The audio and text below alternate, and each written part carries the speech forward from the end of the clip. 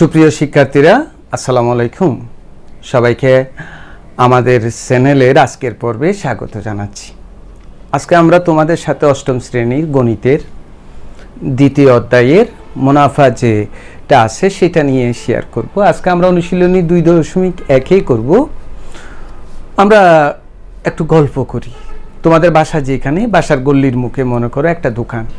সেই দোকান থেকে তুমি খাতা, স্টেপলার মেশিন, স্টেশনারি জিনিসগুলো কিনো। মনে করো সেই দোকানের নাম হচ্ছে এস স্টোর। আমরা গল্পটা শুনবো। এই দোকানটার নাম হলো এস স্টোর। এখান থেকে মনে করো তুমি কি করো, এই খাতা কিনো আর কি। তুমি যখন খাতা কিনো, দোকানদার তিনি খাতা বিক্রয় করে, ওনাকে বলা হবে খুচরা বিক্রেতা। অর্থাৎ তুমি যেই দোকান থেকে খাতাটা কিনলে, দোকানদারকে বলা হয় খুচরা বিক্রেতা।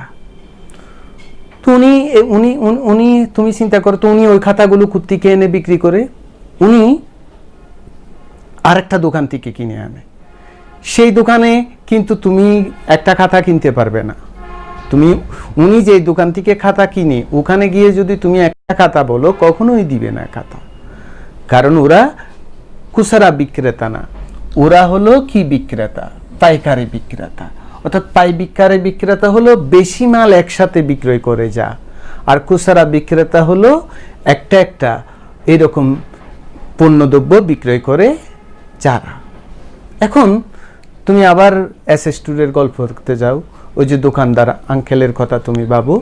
উনি যখন তোমার কাছে জিনিসপত্র বিক্রি করে, কি জন্য বিক্রি করে?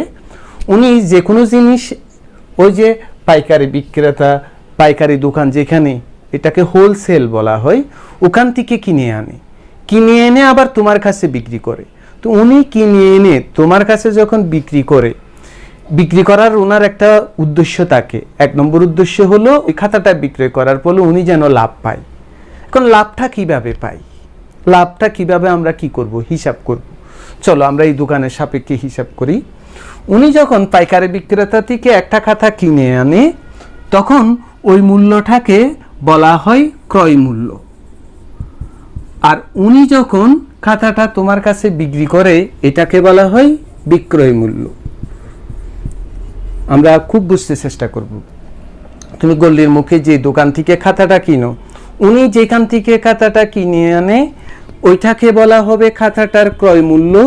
আর তুমি যে দামে ওইটা কিনো, এটা ওনার কি মূল্য? বিক্রয় মূল্য। এই বিক্রয় মূল্য আর ক্রয় মূল্যই ঠিক করে ওই খাতাটা বেচার ফলে ওনার লাভ হয়েছে না ক্ষতি হয়েছে। কিভাবে? উনি যত টাকায় কিনে আনেন, তার থেকে বেশি টাকা দিয়ে যদি বিক্রয় করে, তাহলে কিন্তু লাভ হয়। উনি মনে করে জাস্ট খাতাটা 15 টাকা দিয়ে কিনে এনেছিল মনে করো, আর তোমার কাছে উনি মনে করো বিক্রি করেছে খাতাটা 20 টাকা। তাহলে উনি 5 টাকা বেশি পেল না? 5 টাকা বেশি পেয়েছে। তো উনি কিনে এনেছে 15 টাকা দিয়ে, তোমার কাছে বিক্রি করেছে 20 টাকা দিয়ে, তাহলে 5 টাকা বেশি পেয়েছে। তো এই যে 5 টাকা বেশি পেয়েছে, সেটাই হচ্ছে ওনার লাভ। তাহলে এই লাভটা বের করছে কিভাবে? বিক্রয় মূল্য থেকে ক্রয় মূল্য বিয়োগ দিয়ে। আবার এমনও হতে পারে উনি একটা মাল 15 টাকা দিয়ে কিনে এনেছে, মালটা মনে করো খুব ভালো পড়ে নাই, অথবা কোনো কারণে এটা মনে করো বিক্রি হচ্ছে না। তো উনি কি করেছে? এটা 10 টাকা দিয়ে বিক্রয় করে দিয়েছে। এবার তুমি চিন্তা করো, কিনেছিল 15 টাকা দিয়ে, বিক্রি করে দিয়েছে 10 টাকা দিয়ে। তার মানে উনি বাইরের থেকে খাতাটা 15 টাকা দিয়ে কিনে এনে আরেকজন গ্রাহককে দিচ্ছে 10 টাকা দিয়ে, তাহলে 5 টাকা ওনার কমে যাচ্ছে না? এইটাতে তখন কি হয়? ক্ষতি হয়। তাহলে এখানে ক্ষতিও কত টাকা হয়েছিল? 5 টাকা ক্ষতি হয়েছিল। তখন কিন্তু ক্রয় মূল্য থেকে বিক্রয় মূল্য বিয়োগ দেয়। তাহলে এখন তুমি দেখো, লাভ এবং ক্ষতি কিন্তু ডিপেন্ড করে বিক্রয় মূল্য ক্রয় মূল্য, কে বড় কে ছোট এইটা থেকে।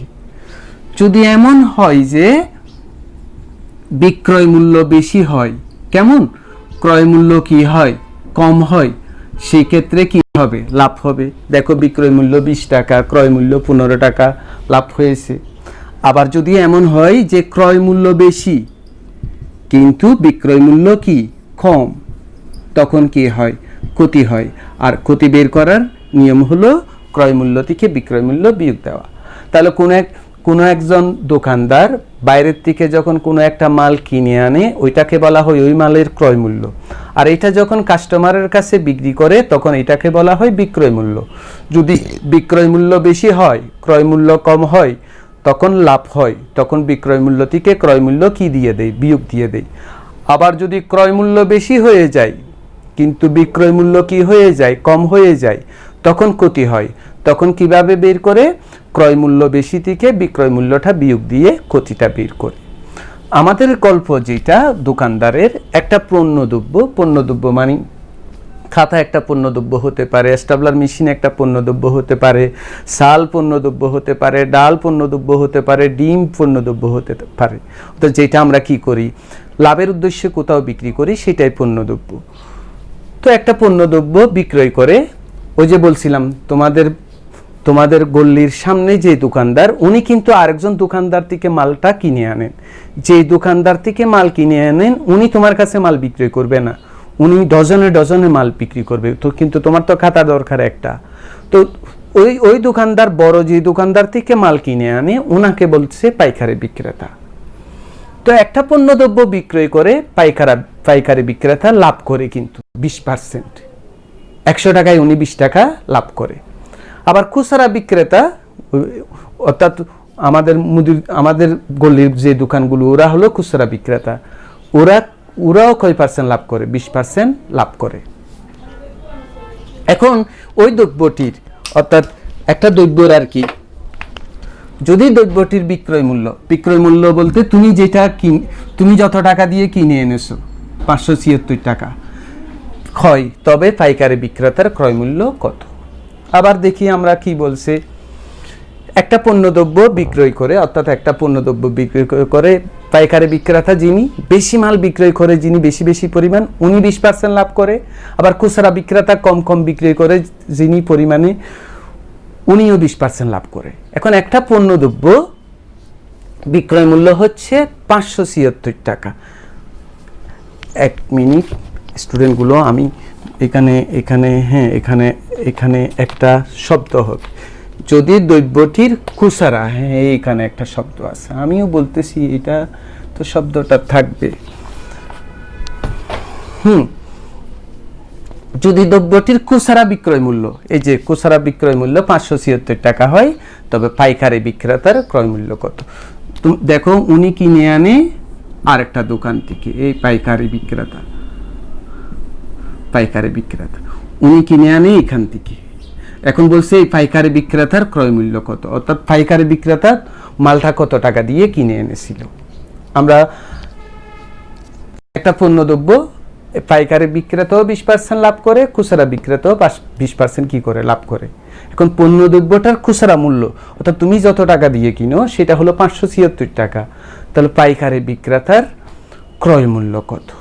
চলো আমরা খুব আনন্দের সাথে ব্যাপারটা করে ফেলি। খুবই সহজ, তুমি শুধু একটু মনোযোগী হবে আর আমার এই কথাবার্তাগুলো একটু বুঝতে চেষ্টা করবে। তাহলে আমরা এখন 576টা কি পেয়েছি? খুচরা বিক্রেতার বিক্রয় মূল্য, অর্থাৎ উনি মালটা বিক্রয় করে দিয়েছে 576 টাকা দিয়ে। এখন আমরা হিসাব করব এই খুচরা বিক্রেতা মালটা কত টাকা দিয়ে কিনে এনেছিল, সেটা আমরা হিসাব করব। তারপর এই খুচরা বিক্রেতা যত টাকা দিয়ে মালটা ক্রয় করেছিল, পাইকারি বিক্রেতা তত টাকায় মালটা কি করবে? বিক্রয় করবে। তারপর সেখান থেকে আমরা বের করব পাইকারি বিক্রেতা মালটা কত টাকা দিয়ে কিনে এনেছিল। আমরা প্রথমে এইখানে থাকি, এই খুচরা বিক্রেতার এইখানে থাকি। তো এখানে কি বলছে? এখানে খুচরা বিক্রেতা লাভ করে কত পার্সেন্ট? 20%। খুচরা বিক্রেতা 20% লাভ করে। তোমরা ক্লাস 7 ঐকিক নিয়মের কাজগুলো করেছো, নিশ্চয়ই এখানে বোঝার কথা। খুচরা বিক্রেতা 20% লাভ করেছে, তার মানে কি? মালটা যদি 100 টাকা দিয়ে উনি কিনে আনে, বিক্রি করেছে কত টাকা দিয়ে? 120 টাকা দিয়ে। 100 টাকায় 20 টাকা লাভ করে, তাহলে 100 টাকা দিয়ে কিনে আনলে এটা বিক্রি করতে হবে কত টাকা দিয়ে? 100 যোগ 20 টাকা দিয়ে। সেই হিসাবটা লিখবো আমরা। সুতরাং খুচরা বিক্রেতার ক্রয় মূল্য কয় টাকা হলে? 100 টাকা হলে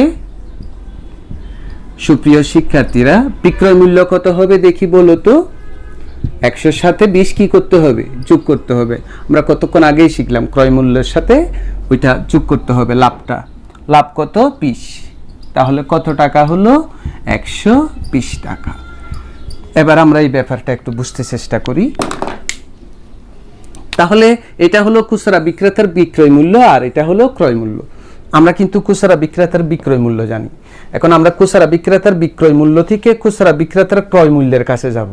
তাহলে আমরা কি করব? আমরা ঐকিক নিয়মে করব। তাহলে কি লিখব? এরকম লিখতে পারি না, খুচরা বিক্রেতার বিক্রয় মূল্য যদি কি হয় 120 টাকা হয়, ক্রয় মূল্য কত দেখি বলো তো শিক্ষার্থীগুলো? 100 টাকা। তাহলে আমরা যে ক্লাস 7 ঐকিক নিয়ম করেছি, 1 টাকা খুচরা বিক্রেতা যদি বিক্রয় মূল্য যদি 1 টাকা হয়, তার ক্রয় মূল্য আরো কম হবে। কম হলে শিক্ষার্থীরা কি হবে? ভাগ হবে। তখন 120টা কোথায় যাবে? নিচে যাবে। ঐকিক নিয়ম হলো কোনো একটা তথ্য থেকে একটার দাম বের করে এবং যত সংখ্যক দাম বাইর করতে বলছে ততটা দাম বের করা, এটাকে বলা হয় ঐকিক নিয়ম। ঐকিক নিয়ম মানে প্রথমে একে যেতে হবে, তারপর যেটা হিসাব করতে বলছে সেই হিসাবে যেতে হবে। এই জন্য আমাদেরকে বলছে খুচরা বিক্রেতার বিক্রয় মূল্য 576 টাকা, তার ক্রয় মূল্য কত সেটা বের করতে হলে আমাকে আগে বের করতে হবে খুচরা বিক্রেতার বিক্রয় মূল্য 1 টাকা হলে ক্রয় মূল্য কত। ঐকিক নিয়ম। এই জন্যই আমাদের এখানে একের কাজটা করতে হয়। তাহলে এবার দেখি খুচরা বিক্রেতার বিক্রয় মূল্য কত টাকা শিক্ষার্থীরা? 576 টাকা হলে ক্রয় মূল্য আরো বেশি হবে। তো বেশি হলে কি হবে? গুণ হবে। তখন 576টা উপরে হবে। ভগ্নাংশের গুণ হলে তো অবশ্যই উপরের দিকে বসে। আমরা কাটাকাটি করি। 10 দিয়ে কাটলে 12, 10 দিয়ে কাটলে 10, আবার 2 দিয়ে কাটলে 6, আবার 2 দিয়ে কাটলে 5। 576কে 6 দিয়ে 576কে যদি আমরা 6 দিয়ে ভাগ দিই 96, এবং 96কে যদি আমরা 5 দিয়ে গুণ দিই রেজাল্ট পাই 480 টাকা। অর্থাৎ খুচরা বিক্রেতা মাল 576 টাকা দিয়ে যে মালটা বিক্রয় করেছিল উনি ওইটা কিনে এনেছিল 480 টাকা দিয়ে। তাহলে এটা হচ্ছে পাইকারি বিক্রেতার কি মূল্য। এখন আমরা খুব ভালো করে দেখি, এই স্টোর এই পাইকারি বিক্রেতার থেকে 576 টাকার মালটা কত টাকা দিয়ে কিনে এনেছিলেন? 480 টাকা দিয়ে কিনে এনেছিলেন। তাহলে এখন দেখো তো এই 480 টাকা পাইকারি বিক্রেতার কি মূল্য? বিক্রয় মূল্য না ক্রয় মূল্য? বিক্রয় মূল্য। উনি কিনে এনেছিলেন 480 টাকা দিয়ে, তার মানে পাইকারি বিক্রেতা এটা বিক্রি করেছিল 480 টাকা দিয়ে। তার মানে পাইকারি বিক্রেতার বিক্রয় মূল্য হলো কত টাকা? 480 টাকা। তাহলে সেটাই লিখবো। সুতরাং পাইকারি বিক্রেতার কি মূল্য? বিক্রয় মূল্য কত টাকা ডিয়ার স্টুডেন্টগুলো? পাইকারি বিক্রেতার বিক্রয় মূল্য 480 টাকা। তুমি আগে ওই শব্দটা লিখতে পারো কোনটি? দ্রব্যটির। সুতরাং দ্রব্যটির পাইকারি বিক্রেতার বিক্রয় মূল্য 480 টাকা। এখন আমরা বের করব পাইকারি বিক্রেতার কি মূল্য কত, ক্রয় মূল্য কত।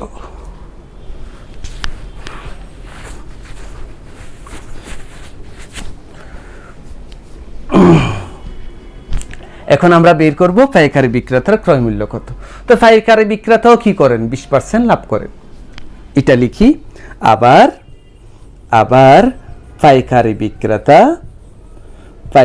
বিক্রেতা লাভ করেন কত পার্সেন্ট? তাও 20%। তাহলে হিসাবে এটা তো আর করার দরকার নাই। তাহলে পাইকারি বিক্রেতার ক্রয় মূল্য 100 টাকা হলে ওনার বিক্রয় মূল্য 120 টাকা। পাইকারি বিক্রেতা লাভ করেন 20%। তাহলে হিসাবে এটা না, খুচরা বিক্রেতা যেরকম 20% লাভ করছেন উনিও 20% লাভ করছেন। তার মানে পাইকারি বিক্রেতার ক্রয় মূল্য যদি 100 টাকা হয়, বিক্রয় মূল্য কত টাকা? 120 টাকা। তাহলে এটা হলো পাইকারি বিক্রেতার কি মূল্য? বিক্রয় মূল্য। তো সেখান থেকে আমরা ক্রয় মূল্য বের করব ঠিক এই লাইনের সাহায্যে। কিভাবে? আমরা কি লিখতেছি এখন? আবার পাইকারি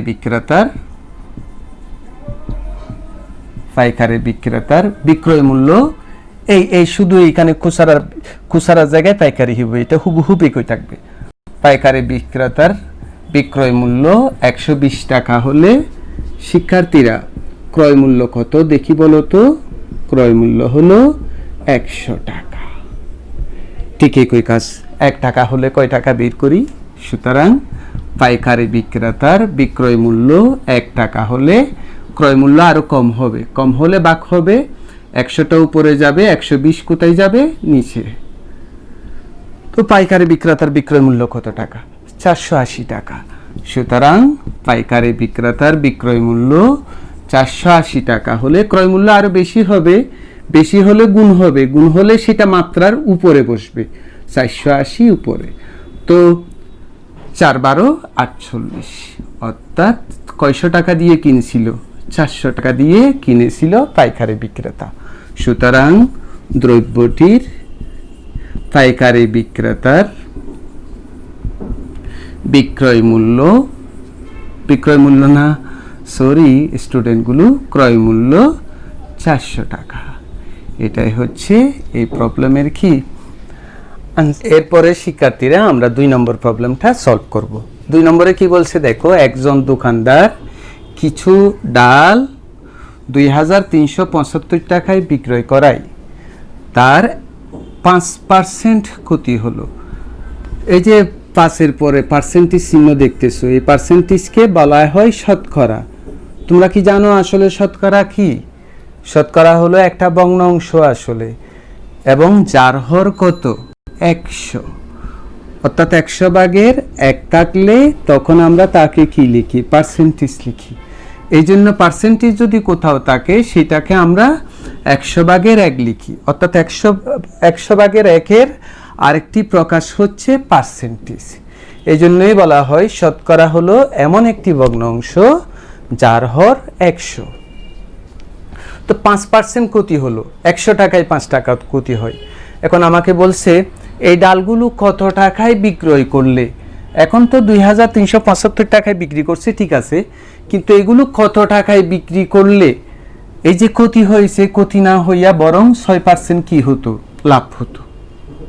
একজন দোকানদার কিছু পরিমাণ ডাল 2375 টাকায় উনি বিক্রি করে দিয়েছেন, কিন্তু 2375 টাকায় কিছু ডাল বিক্রি করেছেন। তো বিক্রি করার পরে ওনার ক্ষতি হয়েছে, কিন্তু কত ক্ষতি হয়েছে? 5% ক্ষতি হয়েছে। এখন তোমাকে বলছে ওই ডালগুলো কত টাকায় বিক্রয় করলে? 2375 টাকায় তো উনি বিক্রি করে দিছে। এখন তোমাকে প্রশ্ন করছে অত টাকায় বিক্রি না করে কত টাকায় বিক্রি করলে? ডালগুলো কত টাকায় বিক্রি করলে ক্ষতি না হয়ে বরং 100 টাকায় কয় টাকা লাভ হতো? 6 টাকা লাভ হতো। 100 টাকায় 6 টাকা কি হতো? লাভ হতো। তাহলে আমাকে কি করতে হবে? ডালগুলোর 6% লাভে বিক্রয় মূল্য বের করতে হবে। কত টাকায় বিক্রয় করলে 6% লাভ হতো? তার মানে ডালগুলোর বিক্রয় মূল্য বের করতে হবে 6% লাভে। এখন 6% লাভে ডালগুলোর যদি আমরা বিক্রয় মূল্য বের করতে চাই, আগে কি বের করতে হবে? ডালগুলোর ক্রয় মূল্য কত আমাকে জানতে হবে। ডালগুলোর ক্রয় মূল্য আমরা জানি না। তুমি কোথায় যাবে এটা ঠিক করতে হবে। কোথায় যাবে ঠিক করতে পারলে কিভাবে যাবে এটা পথটা পাবা।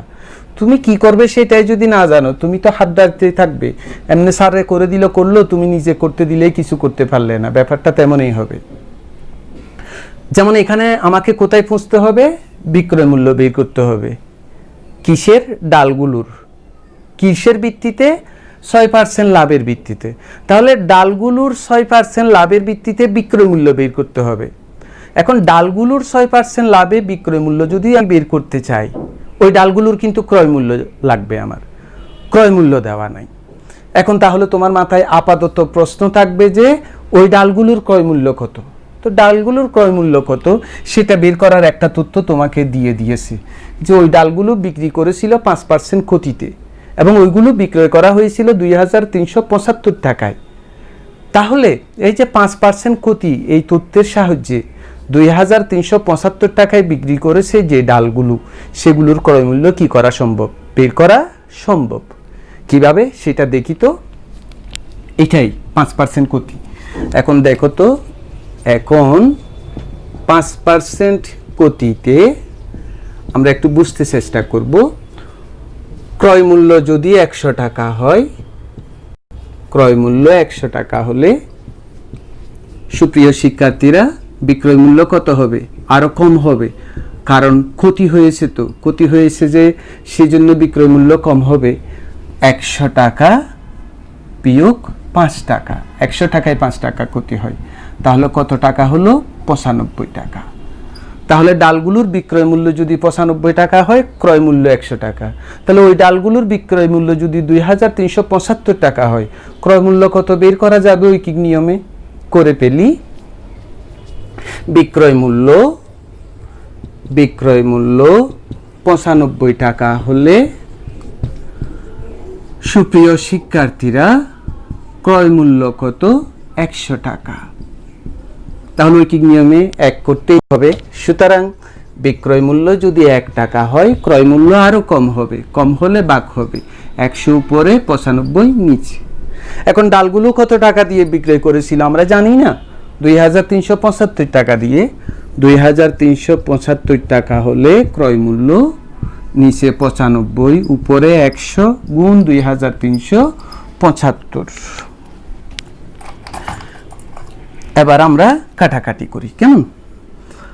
কাটাকাটি করলে 5 কে 5, হাতে আছে 4, 5 নং 45, 4 5 20, 5 6 30, 5 6 30 না, 5 7 35, 5 5 25, 5 দিয়ে কাটতেছি, 4 5 20, 5 7 35, 5 5 25। তোমরা কাটাকাটিগুলো এরকম শিখতে হবে, কারণ কিছু কিছু ইউনিভার্সিটির ভর্তি পরীক্ষায় কিন্তু ক্যালকুলেটর ইউজ করতে দেয় না।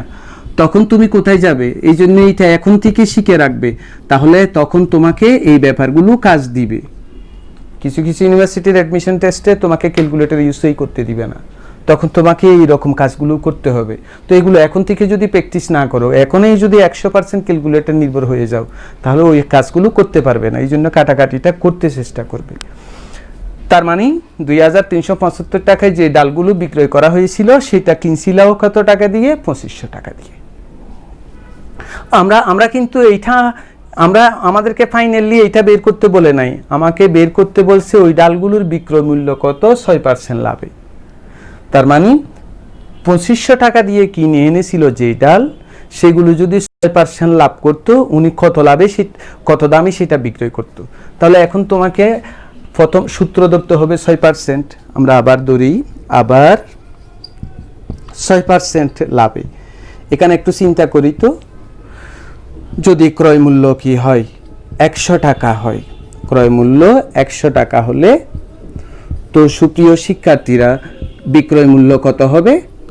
তো লাভ করছে, তো বিক্রয় মূল্য হবে 100 টাকায় 6 টাকা লাভ করছে, তার মানে 100 যোগ 6 টাকা, তার মানে লাভ হলো 106 টাকা। এখন আমরা তো ডালগুলোর ক্রয় মূল্য জানি তো 2500 টাকা, তাহলে এখান থেকে হিসাব করি। সুতরাং ক্রয় মূল্য 1 টাকা হলে বিক্রয় মূল্য আরো কম হবে, কম হলে ভাগ হবে, তখন 100 নিচে যাবে, 106 উপরে যাবে। তাহলে এবার ডালগুলোর ক্রয় মূল্য কত টাকা? 2500 টাকা। 2500 টাকা হলে বিক্রয় মূল্য 100, 106, 2500 টাকা। তো আমরা এখানে কাজটা করি দেখাই, বা অর্থাৎ এটার পরের কাজটা ওখানে 1062500, নিচে হলো 100। তো আমরা যদি কেটে পেলি কত? 25। এবার 25কে আমরা 106 দিয়ে কি দিই? গুণ দিই। 25 গুণ 106 ইকুয়াল টু 2650 টাকা। অর্থাৎ ডালগুলো কত টাকায় বিক্রয় করতে হবে? 6% যদি লাভ করতো, ওনাকে বিক্রয় করতে হতো 2650 টাকা, কিন্তু উনি 2500 টাকা দিয়ে কিনে এনেছিল, এত টাকায় বিক্রি করেছিল, এই জন্য কি হয়েছিল? ক্ষতি হয়েছিল। তাহলে আমাকে কি লিখতে হবে? সুতরাং ডালগুলো 2650 টাকায় কি করতে হবে? বিক্রয় করতে হবে। এটাই হচ্ছে আমাদের এই প্রবলেমটার আনসার। সুপ্রিয় শিক্ষার্থীরা, এখন আমরা করব 3 নম্বর প্রবলেমটা। এটাতে কি বলছে? 30 টাকায় 10টি ধরে, 30 টাকায় 10টি দরে ও 15টি দরে সমান সংখ্যক কলা ক্রয় করে। অর্থাৎ 30 টাকায় 10টা দরে যতটি কলা কিনেছে, 30 টাকায় 50টি দরে ততটি কলা কিনেছে, সমান সংখ্যক কলা ক্রয় করে। অর্থাৎ এইরকম যদি 100টা কিনে, অর্থাৎ 30 টাকায় 10টা দরে যদি 100টি কলা কিনে, 30 টাকায় 15টি দরেও 100টা কলা কিনছি। 30 টাকায় 10টি দরে যদি 5 ডজন কলা কিনে, 30 টাকায় 15টি দরেও 5টি কলা কিনছি। অর্থাৎ এইরকম দরে যতটি কলা কিনছে, এইরকম দরেও ততটি কলা কিনছে। কিন্তু বিক্রি করার সময় কি করেছে, সবগুলো কলা 30 টাকায় 12টি দরে বিক্রি করে দেয়। এখন তোমাকে বলছে এতে শতকরা কত লাভ অথবা ক্ষতি হয়েছে। আবার দেখি প্রশ্নটা। একজন কলা বিক্রেতা 30 টাকায় 10টি দরে যতগুলো কলা কিনে, 30 টাকায় 15টি দরেও ঠিক ততটি কলা কিনে। 30 টাকায় 10টি দরে ও 15টি দরে সমান সংখ্যক কলা ক্রয় করে। অর্থাৎ 30 টাকায় 10টি দরে এক জায়গা থেকে এক সংখ্যক কলা কিনছে, আবার 30 টাকায় 15টি দরেও তত সংখ্যক কলা কিনছে। কিন্তু বিক্রি করার সময় সবগুলো কলা 30 টাকায় 12টি দরে বিক্রয় করছে। এখন এতে লাভ হয়েছে না ক্ষতি হয়েছে? লাভ হলো শতকরা কত, ক্ষতি হলো শতকরা কত? আরেকবার প্রশ্নটা আমরা একটু অ্যানালাইসিস করি। প্রশ্ন বুঝাইটাই হলো উত্তরের অর্ধেক। পাটিগণিতের যে কোনো প্রবলেম যদি তুমি সলভ করতে চাও, প্রশ্নটা যদি তুমি বুঝে ফেলতে পারো, তাহলে আনসারের অর্ধেক বুঝে ফেলছো তুমি। এই জন্য পাটিগণিতের প্রবলেমগুলো সলভ করার সময় প্রশ্নের দিকে বেশি মনোযোগ দিতে হবে। ওখানের প্রতিটি কথা, প্রতিটি ওয়ার্ড, প্রতিটি শব্দ তুমি বুঝতে চেষ্টা করবে। এখানে কলা বিক্রেতাটা 2 রকম কলা কিনছে, 30 টাকায় 10টি দরে, 30 টাকায় 15টি দরে। 30 টাকায় 10টি দরে যতটা কলা কিনছে, 30 টাকায় 15টা দরেও ততটি কলা কিনছে। বিক্রি করার সময় কিন্তু একই দামে বিক্রি করছে সবগুলো কলা, যে 30 টাকায় 12টা, 30 টাকায় 12টা। এখন এতে লাভ হয়েছে না ক্ষতি হয়েছে? এখন লাভ হয়েছে না ক্ষতি হয়েছে সেটা যদি তুমি বের করতে চাও, সমান সংখ্যক কলার ক্রয় মূল্য লাগবে, সমান সংখ্যক কলার বিক্রয় মূল্য লাগবে। অর্থাৎ তুমি যদি মনে করো 100টি কলার ক্রয় মূল্য জানো, 100টি কলার যদি বিক্রয় মূল্য জানো, তাহলে তো তুমি লাভ ক্ষতি বের করতে পারবে। কারণ তুমি লাভ ক্ষতি বের করবে কিভাবে? সমান সংখ্যক জিনিসের ক্রয় মূল্য, সমান সংখ্যক জিনিসের বিক্রয় মূল্য দেখলেই তো তুমি ডিসিশন নিতে পারবে কোনটি বড় কোনটি ছোট। তো কোনটি বড় কোনটি ছোট এইটা বোঝার জন্য সমান সংখ্যক কলার ক্রয় মূল্য লাগবে, সমান সংখ্যক কলার বিক্রয় মূল্য লাগবে। এখন আমরা সমান সংখ্যক কলার ক্রয় মূল্য বের করব, সমান সংখ্যক কলার বিক্রয় মূল্য বের করব। একটি কলার ক্রয় মূল্য, একটি কলার বিক্রয় মূল্য আমরা বের করতে পারি কিনা দেখি। তাহলে 30 টাকায় 10টি দরে কতগুলো কলা কিনেছে, 30 টাকায় 15টি দরে ততগুলো কলা কিনেছে। তাহলে আমরা আগে একটি কলার ক্রয় মূল্য কত সেটা বের করি। কেমন? তাহলে দেখো এখানে, অর্থাৎ একটি কলার ক্রয় মূল্য বের করব, একটি কলার বিক্রয় মূল্য বের করব। তাহলে আমরা বুঝতে পারবো লাভ হয়েছে না ক্ষতি হয়েছে। তাহলে 10টি কলার ক্রয় মূল্য, ওই যে 10টি কলার ক্রয় মূল্য কত টাকা শিক্ষার্থীরা? 30 টাকা। তাহলে একটি কলার ক্রয় মূল্য আরো কম হবে, আরো কম হলে কি হবে? ভাগ হবে। 30 উপরে হবে, 10 নিচে হবে, কাটাকাটি করলে কত হয়? 3 টাকা। অর্থাৎ এই ডিজাইনের, অর্থাৎ 30 টাকায় 10টি দরে যে কলাগুলো কিনছে সেখান থেকে একটি কলার ক্রয় মূল্য হলো 3 টাকা। তো আবার 30 টাকায় 15টি দরেও কিনছে না, এরকম একটি কলার ক্রয় মূল্য কত দেখি তো। আবার 15টি কলার ক্রয় মূল্য কত টাকা? সুপ্রিয় স্টুডেন্টগুলো 30 টাকা। এই ধরনের একটি কলার ক্রয় মূল্য কত আমরা দেখি। সুতরাং একটি কলার ক্রয় মূল্য 30, 15, তাহলে কত টাকা হলো? 15 দুগুণা 30, 2 টাকা। তো 2 ধরনের কলাই তো কিনছে, এরকম কলা যতটা কিনছে এই ধরনের কলা ততটা কিনছে। তাহলে 2 ধরনের একটা যোগ একটা বা 2টি কলার ক্রয় মূল্য কত হয় দেখি তো। 2টি কলার ক্রয় মূল্য কতটি?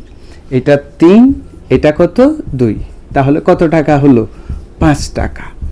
তাহলে এখন একটি কলার ক্রয় মূল্য বের করি। সুতরাং একটি কলার ক্রয় মূল্য উপরে 5, নিচে কত? 2। অর্থাৎ এখন আমরা একটি কলার ক্রয় মূল্য কি করেছি? বের করেছি। এবার একটি কলার কি মূল্য বের করব? বিক্রয় মূল্য বের করব। কিভাবে? এই যে 30 টাকায় 12টি দরে বিক্রয় করে, তাহলে আমরা কি লিখতে পারি? আবার 12টি কলার বিক্রয় মূল্য কত টাকা? সুপ্রিয় স্টুডেন্টগুলো, 30 টাকা। 12টি কলার বিক্রয় মূল্য 30 টাকা। এখন আমরা এখান থেকে সমান সংখ্যক কলার, অর্থাৎ একটি কলার কি মূল্য বের করে ফেলি? বিক্রয় মূল্য বের করে ফেলি। সুতরাং একটি কলার বিক্রয় মূল্য আরো কম, 30 উপরে 12 নিচে।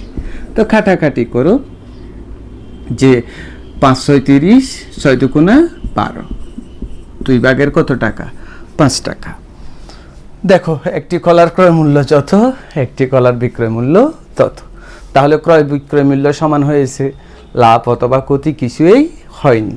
হ্যাঁ, যেহেতু ক্রয় মূল্য ও বিক্রয় মূল্য উভয়ই সমান, বিক্রয় মূল্য উভয়ই সমান, সুতরাং লাভ অথবা ক্ষতি কিছুই হয়নি। লাভ অথবা ক্ষতি কিছুই হয়নি। এটাই হচ্ছে এই প্রবলেমের কি আনসার। তো সুপ্রিয় শিক্ষার্থীরা, তোমরা যে এত ধৈর্য ধরে এতক্ষণ পর্যন্ত পর্বটা দেখেছো, এই জন্য তোমাদেরকে অসংখ্য ধন্যবাদ। আগামী পর্বগুলোতেও তোমরা দেখবে, এরকম প্রত্যাশা করছি। সবাই ভালো থাকো, সুস্থ থাকো। আল্লাহ হাফিজ।